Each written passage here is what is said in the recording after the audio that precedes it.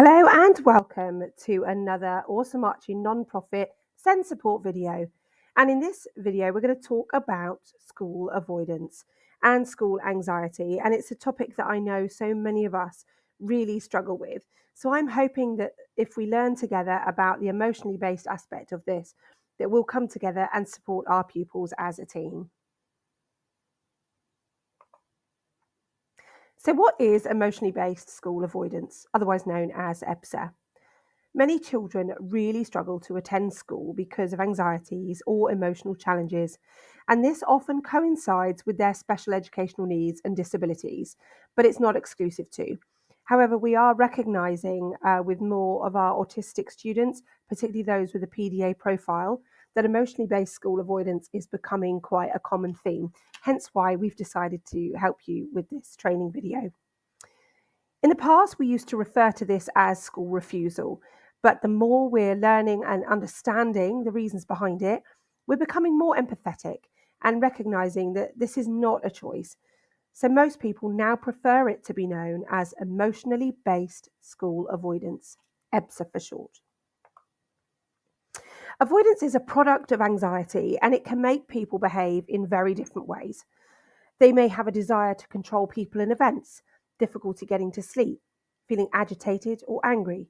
They may be defiant and present with challenging behaviours. They may have high expectations for themselves, including within their schoolwork and sports. They may avoid activities like school. They may complain of pain like stomach aches and headaches, or struggle to pay attention and focus.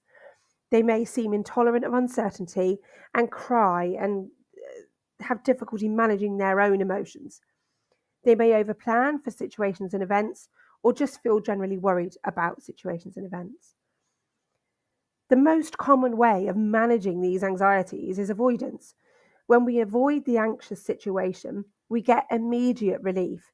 However, this is only a short term solution, as when we face the situations the next time, the anxiety reaction is so much stronger due to the increased anticipation of the event. This happens in EBSA all the time. Pupils who are anxious about attending school get immediate sense of relief when they manage to avoid it. However, the fear of attending the next day is then much greater. They are then even more likely to avoid school again, and there we have an avoidance cycle. Your pupil may feel overwhelmed and unable to cope. This may trigger meltdowns, physical symptoms, or self-harm. And if their parent carer makes them come into school, we're going to see those, particularly as they just walk in, and it may take them a long while to settle once they're in class. Avoidance is a common stress response that may well be showing in those pupils even throughout the weekends and the school holidays. School avoidance due to unmet needs is not the same as general non-attendance, illness, or truancy. As the child commonly really wants to be in school, this can be a challenging phase for them because they're conflicted with themselves. It may just be that they're struggling to cope with the demands of attending. These underlying reasons can be complicated and due to several factors rather than just one reason. These barriers need to be explored and addressed in order to re-engage your pupil and make them feel like they're in a safe space. So all this is good on paper, but practically, how can we be an EBSA supporting school? Well, an EBSA supporting school will encourage a positive transition to school, whether that be in school, throughout the lessons, from lunchtimes. Support a good relationship with teachers and peers. They will have their pupils' individual needs identified and met to the best of their abilities. They will give their students a sense of belonging. And the school that the pupil attends has good safety systems so that that child can feel safe and secure in most situations. But here are some factors that can fan the flame of EBSA. A pupil having unmet needs, learning, social, emotional, sensory. Bullying. Friendship difficulties. Pupil having unrealistic expectations and pressure of learnings, exams, etc. A dislike for the competitive element of school. Relationship breakdown with their teacher. This one is way more common than you may think. And a dislike for certain lessons, like PE. These come out in certain signs. They may show signs of being fearful, anxious, or angry when faced with the prospect of school. They may avoid getting ready in the morning at home and becoming upset during their morning routine on a weekday. They may complain of physical illness, headache, tummy ache, feeling sick. They may share anxiety symptoms like a racing heart, sweating, fast breathing, pins and needles. These symptoms may be present mostly during the week or on a Sunday because they know they're going to school the next day. And this is why the Senko to parent carer relationship and conversation is so necessary. We're relying so heavily on our parents to share that information so we can assess and see what we can do to support our pupils. Practically, what can we do once we're in school? Well, we can start with our traditional gather background information, assess the situation, and make a plan and put it into action. Assess, plan, do, like we always do. But there are also other things. We can consider changes like considering different uniforms or alternative drop off times. We could try a reduced timetable. We could allow for our pupil for more conversation about what they want to do in school. Pupil autonomy is such a brilliant way of reducing their anxiety.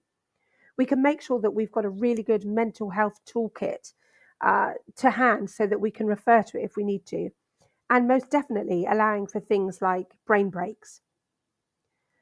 And genuinely, one of the most important ones for me is that daily check in, not just going straight into school, getting into lessons, sit down, let's get on, adding to that stress. It's taking a little 3-4 minute break to check in. How are you feeling today? How was last night? Did you have a good breakfast? Anything that makes that child feel wanted, unrushed, and respected. And then they know that they can share their feelings with you, and hopefully you can assess what's happening. Once you've had those conversations, you as a professional can then slowly unpick their answer and adapt your teaching or TA support accordingly. So often, a calm, consistent staff member, being that student's emotional support person, can be the start of a great school journey and hopefully ending that EBSA cycle. But it's really important, and I say this as a parent to a PDA child who is also a working professional, but is also a mummy. It can be such a stressful and anxious time for us parent carers. So please listen to what they're telling you.